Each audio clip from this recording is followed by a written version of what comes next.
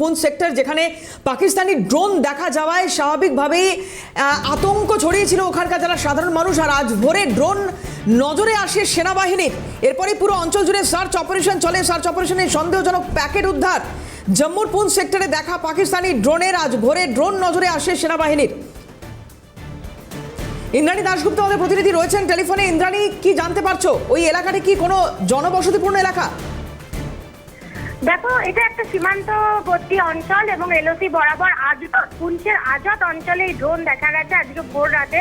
অন্ধকার যখন ছিল, খুব প্রচন্ড কুয়াশার মধ্যে পাকিস্তানি এই ড্রোনটিকে লক্ষ্য করে ভারতীয় সেনাবাহিনী এবং সঙ্গে সঙ্গে কিন্তু ড্রোনটির কার্যকলাপের উপর নজর রাখা হয়। প্রচন্ড কুয়াশার মধ্যে ভালো করে দেখা না গেলেও যে আলো ফোটে, সঙ্গে সঙ্গে সেনাবাহিনী সেখানে সার্চ অপারেশন জারি করে এবং একটি সন্দেহভাজন প্যাকেট উদ্ধার হয়েছে। এখন ওই প্যাকেটটি ড্রোন থেকে পড়েছিল নাকি ড্রোন থেকে অন্য কোনো সামগ্রী পড়েছিল।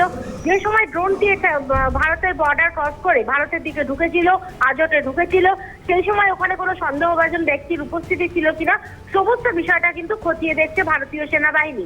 এবং ভারতীয় সেনাবাহিনীর পক্ষ থেকেও কিন্তু ড্রোনের মাধ্যমে চলছে নজরদারি। অর্থাৎ যে সীমান্ত বরাবর যে অঞ্চল আছে পুঞ্চ, আমরা জানি যে অপারেশন সিন্দুরের সময় পুঞ্চ অঞ্চলে প্রচন্ড আক্রমণ করেছিল পাকিস্তান। সেই পুঞ্চে আজট যে সীমানা, সেই আজট সীমানায় আজকে সকালবেলায় বর্ষবরণের দিন একদম ভোরবেলায় পাকিস্তান এই ড্রোন পাঠিয়েছিল। কিন্তু এই ড্রোন কেন পাঠানো হয়েছিল এবং এই ড্রোনের মাধ্যমে ভারতে কিছু ফেলা হয়েছিল কিনা, কাউকে কোনো খবর দেওয়া হয়েছিল কিনা, নাকি ওই আজট অঞ্চলের সেনাবাহিনীর কি মুভমেন্ট সেটা নজরবন্দি করার জন্য এই ড্রোন পাঠানো হয়েছিল, সবকিছু খতিয়ে দেখছে ভারতীয়। কিন্তু এই তো কাশ্মীরের নিয়ন্ত্রণ রেখা সেনা বাড়ানোর একটা খবর পাওয়া যাচ্ছিল। ড্রোন এই পরিস্থিতিতে এইভাবে ড্রোন দেখতে পাওয়া, এটাকে ভারত কতটা গুরুত্ব দিচ্ছে, কিভাবে দেখছে?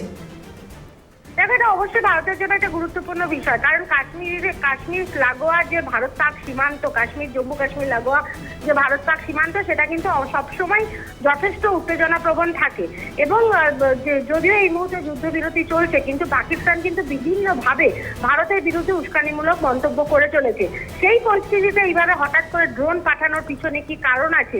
যে সেনাবাহিনীর মুভমেন্ট লক্ষ্য করা, নাকি ড্রোনের মাধ্যমে বিস্ফোরক কিছু পাঠানো হয়েছে, কোনো অস্ত্রশস্ত্র পাঠানো হয়েছে, এই সমস্ত বিষয়গুলো খতিয়ে দেখছে ভারতীয় সেনা।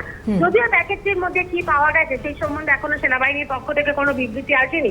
তবে প্যাকেটটি যে সন্দেহভাজন এবং সেনাবাহিনী সেটাকে তুলে নিয়ে গেছে, এই বিষয়ে কোনো সন্দেহ নেই। অনেক ধন্যবাদ ইন্দ্রাণী।